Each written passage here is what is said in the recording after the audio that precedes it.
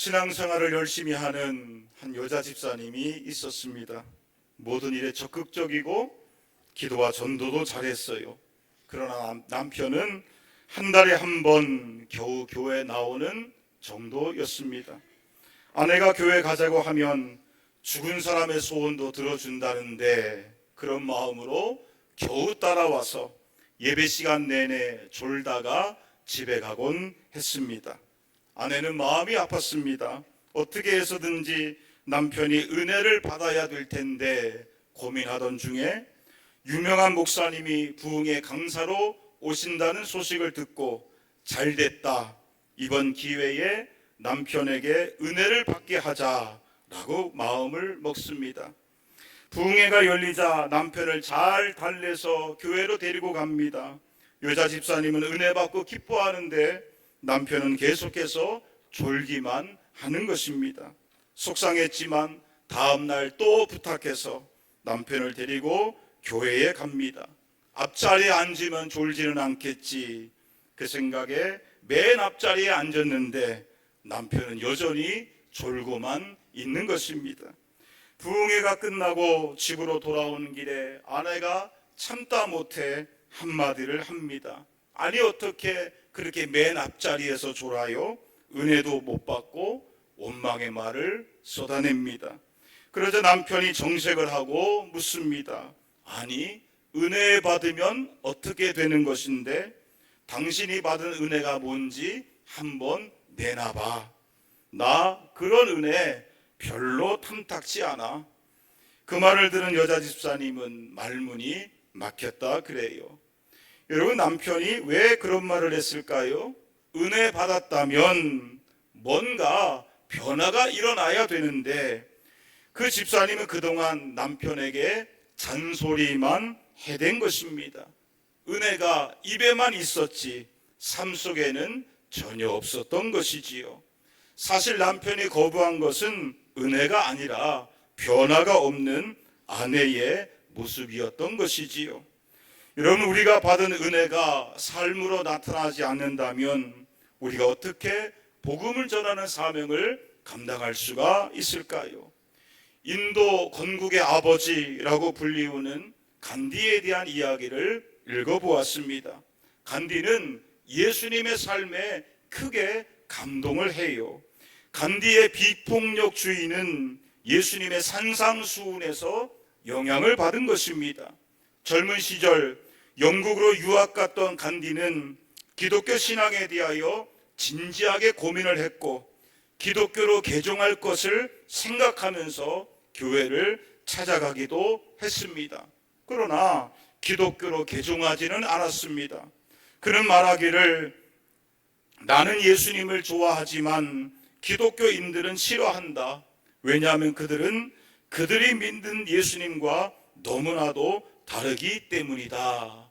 또 이런 말을 해요. 기독교인들은 예수님을 따르지 않는다. 다만 예수님을 의식적인 예배와 행사만으로 즐길 뿐이다. 여러분, 간디가 왜 이런 말을 했을까요? 그가 만났던 기독교인들의 신앙과 삶의 모습이 너무나도 달랐기 때문입니다. 빌립보서 1장 27절에 이런 말씀이 있지요. 오직 너희는 그리스도의 복음에 합당하게 무엇하라? 생활하라. 참으로 우리의 삶이 복음에 합당한 삶이 될 수 있기를 원합니다. 우리가 믿고 있는 예수님이 우리의 삶으로 나타날 수 있기를 원합니다. 오늘 성경도 이러한 이야기를 하고 있는 거예요. 오늘은 갈라디아서 4번째 시간이지요. 11절의 말씀을 볼까요? 자, 베드로가 안디옥 교회를 방문했을 때에 책망받을 일이 있었다 그래요. 그래서 바울이 베드로를 공개적으로 책망하게 됩니다. 여러분, 어떠한 일이 있었을까요? 우리 12절 말씀을 보겠습니다. 12절 다 같이 읽겠습니다. 시작. 야고보에게서 온 어떤 이들이 이르기 전에 게바가 이방인과 함께 먹다가 그들이 오매 그가 할례자들을 두려워하여 떠나 물러가매. 베드로가 안디옥에서 무엇을 합니까? 이방인과 함께 먹게 돼요. 여기서 이방인이란 안디옥 교회의 비유대인 성도들을 말하는 것입니다. 지도 한 장을 볼까요? 빨간색으로 표시된 곳이 안디옥입니다. 지금의 튀르키예 지역이에요. 터키의 남부 지역입니다. 그러니 안디옥 교회의 성도들은 대부분 터키 사람들이에요. 사도행전 13장에 보면 안디옥 교회에서 바나바와 바울을 선교사로 파송을 하게 되지요. 최초의 선교사 파송이에요. 그래서 바울의 1차, 2차, 3차 전도 여행을 통해서 아시아와 유럽의 선교의 문이 열리게 되지요. 이제 안디옥 교회가 세계 선교의 중심 교회가 된 거예요. 그런 안디옥 교회에 사도 베드로가 방문한 것입니다. 그리고 안디옥 교회 성도들과 함께 음식을 먹고 있는 거예요. 12절의 말씀을 다시 볼까요? 함께 먹다가 라는 헬라어 단어의 시제는 미완료 과거형입니다. 미완료 과거 시제는 반복적이고 지속적인 관습을 의미하는 거예요. 즉 사도 베드로가 안디옥 교회를 방문해서 비유대인 성도들과 함께 식사를 한 것은 이례적인 사건이 아니라 지속적으로 반복적으로 지금까지 계속해 왔었던 일이다라는 거예요. 우리가 생각해 볼 때 유대인과 비유대인이 식사로 교제한다는 것은 별로 문제가 없어 보여요. 그러나 이것은 그 당시 유대인의 문화 속에서는 쉽지 않은 이야기입니다. 왜냐하면 유대인들은 음식에 대한 규례를 철저하게 지켰어요. 구약 성경에 보면 유대인들이 먹어도 되는 음식이 있고 먹으면 안 되는 음식이 있었어요. 또한 어떤 사람과 어울리게 되면 부정하게 된다라는 규례의 말씀도 있었습니다. 이것을 정결 규례라고 하지요. 이처럼 구약의 음식법과 정결 규례를 철저하게 지켰던 유대인들은 율법을 무시하는 비유대인들과 함께 음식을 먹고 식탁의 교제를 한다는 것은 자기 자신을 더럽히는 죄다, 그렇게 생각했다는 거예요. 그래서 유대인들은 비유대인과 함께 식사의 교제를 절대로 하지 않았다는 겁니다. 그런데 베드로는 어때요? 비유대인들과 자주 식사의 교제를 하게 돼요. 그것은 베드로의 눈이 열렸기 때문이에요. 사도행전 10장에 보면 베드로가 성령님의 인도하신 가운데 고넬료의 가정을 찾아가요. 고넬료는 유대인이 아니었음에도 불구하고 그가 복음의 말씀을 들었을 때에 하나님께서 성령님을 부어주십니다. 그때 베드로가 깜짝 놀라요. 하나님께서도 유대인이 아닌 사람들에게도 성령님을 부어주시는구나. 베드로가 그 사실을 깨닫고 고넬료에게 세례를 주고 그를 교회의 일원으로 받아들이게 됩니다. 그때 베드로가 중요한 교훈을 깨닫게 돼요. 우리 사도행전 10장 34절과 35절의 말씀을 보겠습니다. 다 같이 읽겠습니다. 시작. 베드로가 입을 열어 말하되 내가 참으로 하나님은 사람의 외모를 보지 아니하시고 각 나라 중 하나님을 경외하며 의를 행하는 사람은 다 받으시는 줄 깨달았도다. 여러분, 하나님은 무엇을 보지 않으십니까?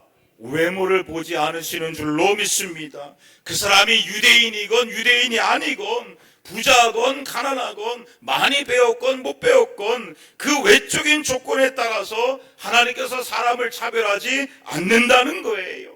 하나님께서는 그 사람에게 진실된 믿음만 있다면 누구든지 성령님을 부어주시는 것이고 누구든지 하나님의 자녀로서 다 받아주시는 줄로 믿습니다. 베드로가 이 사실을 분명히 깨닫게 돼요. 그래서 안디옥 교회를 방문했을 때에 비유대인 성도들과 함께 거리낌이 없이 식탁의 교제를 할 수가 있었던 것입니다. 그런데 문제가 생겨요. 12절의 말씀을 다시 볼까요? 안디옥 교회에 누가 찾아오게 됩니까? 야고보에게서 온 어떤 사람들이 찾아와요. 아마도 야고보가 보내지는 않았을 거예요. 자기들 스스로가 그렇게 주장하고 있는 사람들이에요. 12절에 보니까 그 사람들을 뭐라고 표현하고 있습니까?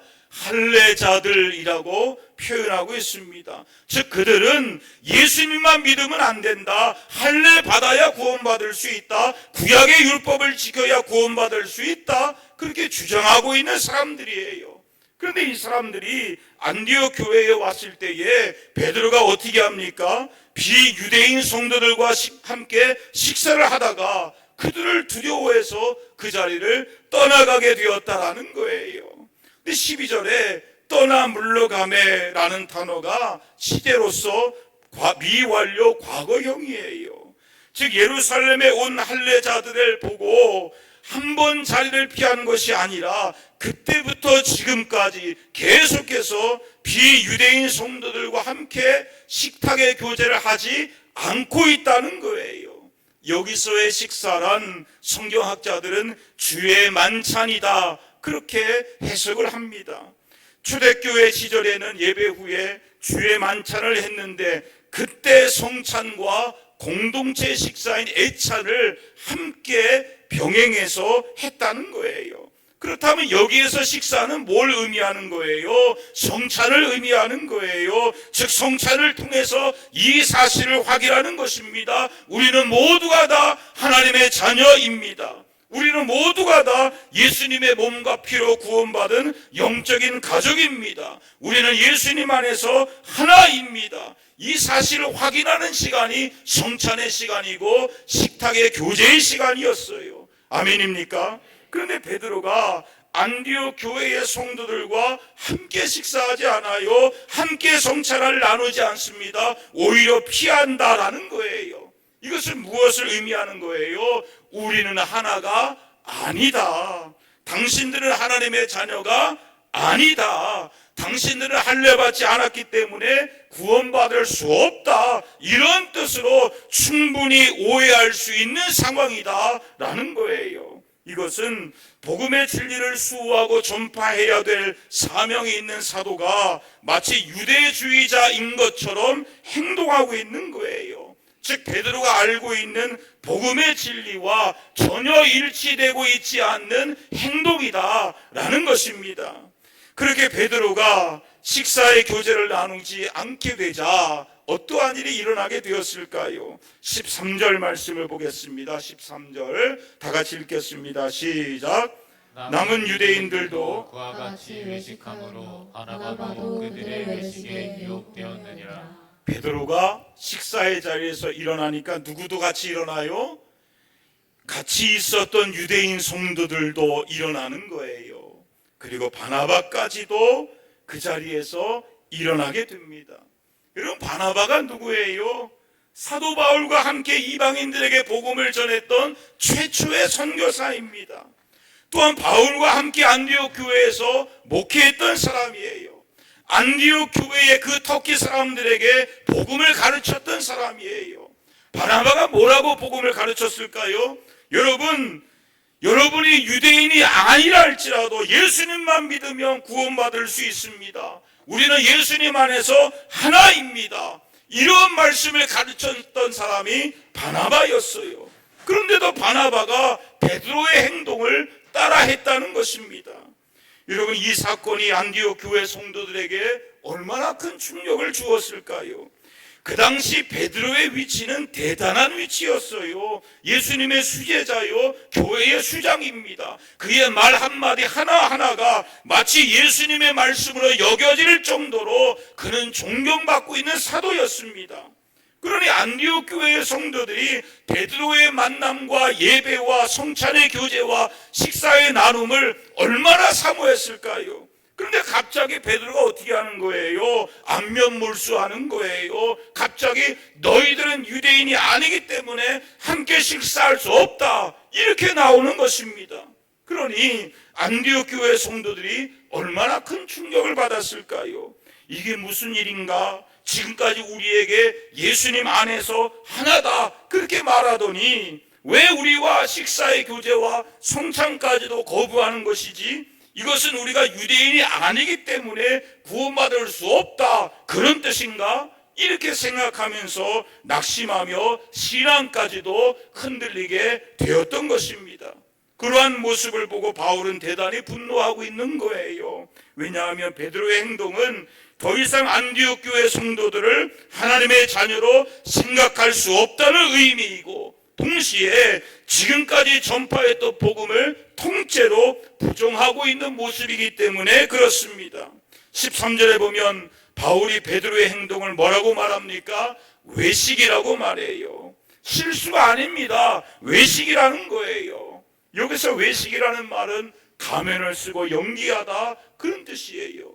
왜 외식입니까? 베드로는 분명히 알고 있었어요. 누구든지 예수님만 믿으면 구원받을 수 있다. 사람이 의롭게 되는 것이 율법의 행위가 아니라 예수님 믿으면 되는 것이다. 그가 유대인이건 유대인이 아니건 하나님 앞에 차별이 없다. 함께 식사해도 된다. 함께 교제해도 된다. 이 사실을 베드로는 너무나도 잘 알고 있었어요. 그러나 그럼에도 불구하고 헬라파 사람들의 비난이 두려워서 신앙과 행동이 일치하지 못했던 것입니다. 그런 베드로를 향하여 바울이 뭐라고 책망합니까? 우리 14절 말씀을 볼까요? 14절 다 같이 읽겠습니다. 시작. 그러므로 나는 그들이 복음의 진리를 따라 바르게 행하지 아니함을 보고 모든 자 앞에서 계명에게 이르되 내가 유대인으로서 이방인을 따르고 유대인답게 살지 아니하면서 어찌하여 억지로 이방인을 유대인답게 살게 하려느냐 하였노라. 여러분 따라해 봅시다. 복음의 진리를 따라 바르게 행하라. 우리가 베드로 사건을 통해서 깨달을 수 있는 것이 뭐예요? 복음을 알고 있는 것만으로는 충분하지 않다는 거예요. 우리가 복음의 진리를 알고 있고 믿고 있다면 그 진리대로 살아가야 된다는 거예요. 만약에 그렇지 않다면 우리도 베드로처럼 외식하게 되는 것이고 복음의 진리를 위협하는 자리에 서게 된다는 것입니다. 디도서 1장 16절에 이런 말씀이 있잖아요. 우리 다 같이 읽겠습니다. 시작. 그들이 하나님을 시인하나 행위로는 부인하니 가증한 자요 복종하지 아니하는 자요 모든 선한 일을 버리는 자니라. 우리가 입술로 하나님을 시인하고 있어요. 그러나 행위로는 하나님을 부인할 수도 있다는 거예요. 즉 내가 믿는 복음대로 행하지 아니하면 그것은 우리의 행위로서 하나님을 부인하는 사람이 된다는 거지요. 설교 서두에 간디의 이야기를 했습니다. 간디가 왜 기독교인이 되지 않았을까요? 그가 복음을 듣지 못해서였습니까? 아니에요. 그에게 복음을 전했던 사람들이 많이 있었어요. 그러나 그리스도인들의 위선적인 행동을 보면서 간디가 기독교 신앙에 회의를 느꼈던 것이고 믿음에서 멀어지게 되었다는 거예요. 불행하게도 우리에게 이러한 일들이 일어나고 있습니다. 왜 거룩하신 하나님께서 세상에서 무시당하고 있습니까? 왜 우리가 전하는 복음이 세상에서 거부당하고 있습니까? 왜 교회가 세상으로부터 신뢰받지 못하고 손가락질 당하고 있습니까? 그것은 우리가 그리스도인으로서는 우리가 복음의 진리를 따라서 살지 않기 때문에 그래요. 그렇다면 우리가 어떤 방식으로 복음의 진리를 부정하고 있을까요? 우리의 믿음과 행동이 일치되지 않는다면 그 모든 것들이 다 복음을 부정하는 삶이 되는 것이겠지요. 그런데 오늘 특별히 오늘 성경과 관련된 대표적인 위선은 바로 차별입니다. 야고보서 2장 1절에 이런 말씀이 있어요. 우리 다 같이 읽겠습니다. 시작. 내 형제들아 영광의 주 곧 우리 주 예수 그리스도에 대한 믿음을 너희가 가졌으니 사람을 차별하여 대하지 말라. 여러분 따라해 볼까요? 사람을 차별하여 대하지 말라. 하나님께서는 사람을 차별하여 대하지 않는 줄로 믿습니다. 아멘입니까? 누구든지 예수님을 믿음으로 구원받는다는 이 진리 앞에 어느 누구도 차별이 없는 거예요. 누구든지 예수님 안에 있다면 남자나 여자나 흑인이나 백인이나 한국 사람이나 일본 사람이나 차별이 없는 것이 복음인 줄로 믿습니다. 누구든지 복음 안에서 귀하지 않는 사람이 없고 교제하지 못할 사람이 없는 거예요. 복음 안에서 누구든지 예수님의 한 몸을 구성하고 있는 것이고 서로 사랑으로 함으로써 연합하는 공동체가 바로 우리 교회인 줄로 믿습니다. 그런데 우리의 연약함이 뭐예요? 이 사실을 알고 있음에도 불구하고 실제 우리는 서로 비교하면서 차별한다는 거예요. 여러분, 오늘 성경의 베드로가 어떤 사람입니까? 예수님의 수제자예요. 교회의 기둥 같은 사도입니다. 한 번 설교할 때에 3,000명을 회개시킨 능력의 종이에요. 복음을 모르는 사람도 아니고 사랑이 없는 사람도 아닙니다. 그런데 그런 베드로도 실수했다는 거예요. 그런 베드로도 외식했다는 거예요. 믿음과 다르게 행동했다는 거예요. 어쩌면 베드로의 마음속에 나는 유대인이야, 나는 예수님의 수제자야, 나는 존경받는 사도야, 이러한 생각으로 안디옥 교회의 성도들보다 나는 훨씬 우월하다, 이러한 생각을 가지고 있었는지도 모르겠습니다. 그래서 넘어진 것이지요. 어쩌면 우리 속에도 베드로와 같은 모습이 있을지도 몰라요. 예수님 안에서 하나다라고 말하고 차별이 없다라고 말하지만 우리는 서로 비교하면서 내가 더 우월해, 내가 더 나아, 그렇게 생각하고 있는지도 모르겠습니다. 그런데 이러한 생각을 우리가 버리지 못한다면 우리는 온전한 그리스도인으로 살아갈 수 없는 거지요. 미국의 20대 대통령 제임스 가필드는 그리스도 교회의 목사님이었습니다. 그분이 대통령 취임하고 나서 워싱턴 DC에 있는 한 그리스도 교회에 매주 출석을 했어요. 그 교회는 줄을 서서 나와서 성찬을 받는 교회였습니다. 그런데 가필드 대통령 앞에 행색이 초라하고 냄새가 나는 가난한 구두 수송공이 서 있었습니다. 그 상황을 지켜보던 보좌관과 교인들이 당황을 하게 돼요. 교인들은 어떻게 감히 대통령 앞에 저런 사람이 서 있을 수 있나, 그런 눈빛을 보냈고 몇몇의 사람들은 구두수송공을 뒤로 물러나게 하려고 그렇게 합니다. 구두수송공 역시 자기 뒤에 대통령이 서 있다는 사실을 알고 몹시 당황하며 자리를 피하려고 그래요. 그러자 가필드 대통령이 구두수송공 어깨에 손을 얹으면서 그를 그 자리에 그대로 세워요. 그리고 이런 말을 합니다. 여러분, 가만두십시오. 여기는 주님의 식탁입니다.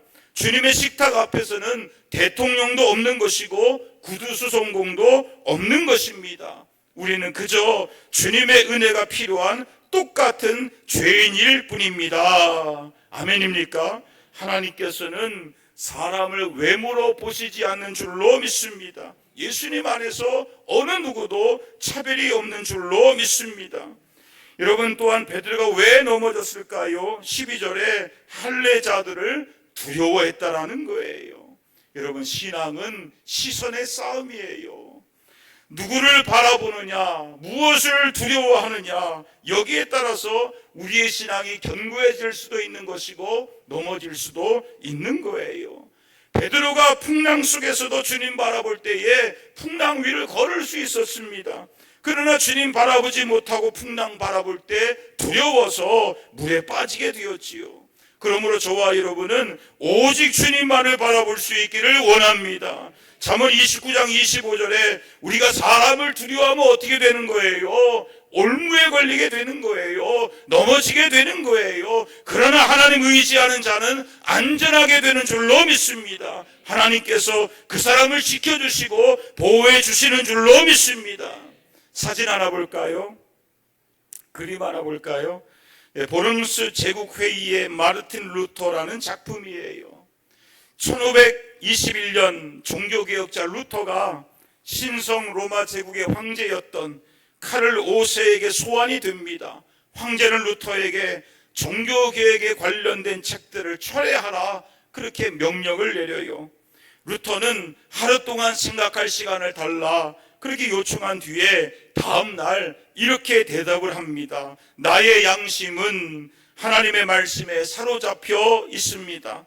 양심에 반하여 행동하는 것은 옳지도 안전하지도 않습니다. 그러므로 나는 철회할 수도 철회하지도 않겠습니다. 하나님이여 나를 도우소서. 이 답변 때문에 루터는 본격적으로 목숨의 위협을 받게 됩니다. 여러분, 누가 감히 황제를 대적할 수 있을까요? 그러나 루터는 결코 황제에게 굴복하지 않았다는 거예요. 물론 루터가 황제의 눈치를 살피고 황제를 두려워했다면 그의 목숨은 안전했을 거예요. 그러나 루터는 하나님 앞에서 말씀을 지켰고 신앙의 양심을 지켰다는 거예요. 그런 루터를 하나님께서 함께 해주셨고 안전하게 지켜주셨으며 그를 통하여 종교개혁이라는 사명을 이루어 주신 줄로 믿습니다. 참으로 우리가 하나님을 의지할 때에 하나님께서도 우리를 책임져 주시는 줄로 믿습니다. 특별히 우리가 무엇을 선택할 것인가에 대하여 이 말씀을 기억했으면 좋겠습니다. 갈라디아서 1장 10절에 이런 말씀이 있잖아요. 우리 다 같이 읽겠습니다. 시작. 이제 내가 사람들에게 좋게 하랴, 하나님께 좋게 하랴, 사람들에게 기쁨을 구하랴. 내가 지금까지 사람들의 기쁨을 구하였다면 그리스도의 종이 아니니라. 여러분, 우리는 누구를 좋게 하는 사람입니까? 하나님인 줄로 믿습니다. 여러분, 우리는 누구를 기쁘게 하는 사람입니까? 하나님인 줄로 믿습니다.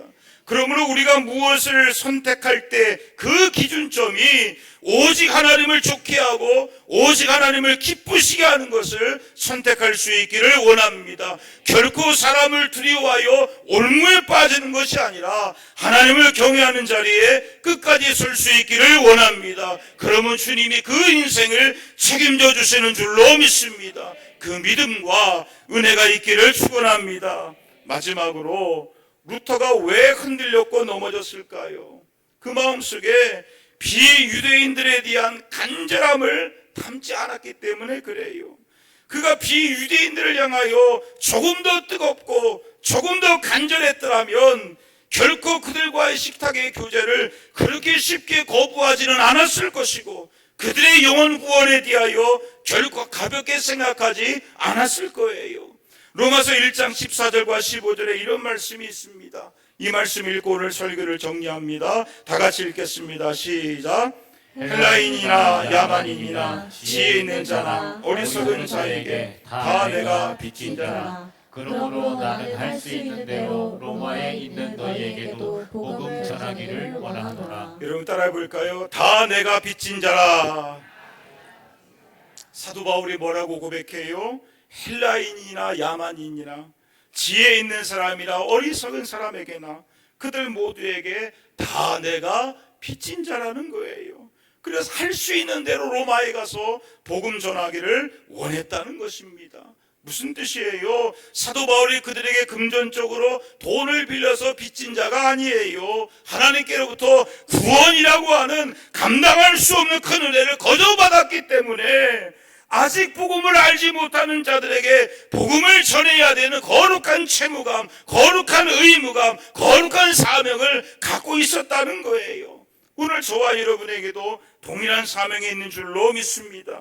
우리가 복음의 은혜를 아는 사람들이라면 우리도 복음의 빚진 자의 심정으로 우리의 자녀들과 손주들과 가족들에게 복음을 전함으로써 그들의 영혼을 구원해야 되는 줄로 믿습니다.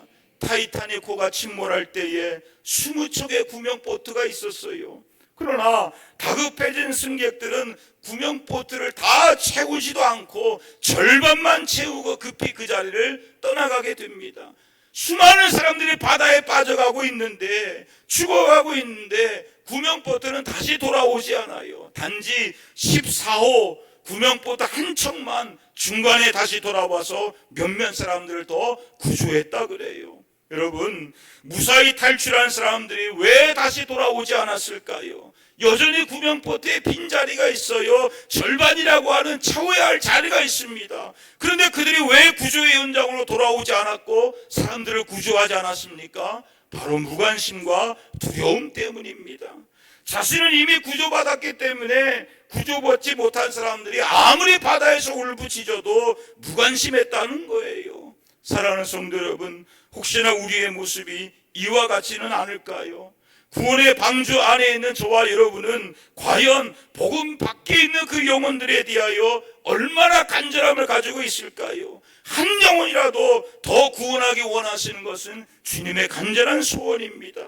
그리고 복음의 진리를 가진 사람들이 마땅히 순종해야 할 사명입니다. 아멘입니까? 그러므로 저와 여러분은 아직도 복음을 알지 못하는 영혼에 대하여 복음의 빚진 자의 심정을 가지고 기도해야 될 것이고 찾아가야 될 것이고 그들을 생명의 자리로 초청할 수 있기를 원합니다. 그 믿음과 순종이 있기를 예수님의 이름으로 축원합니다. 아멘.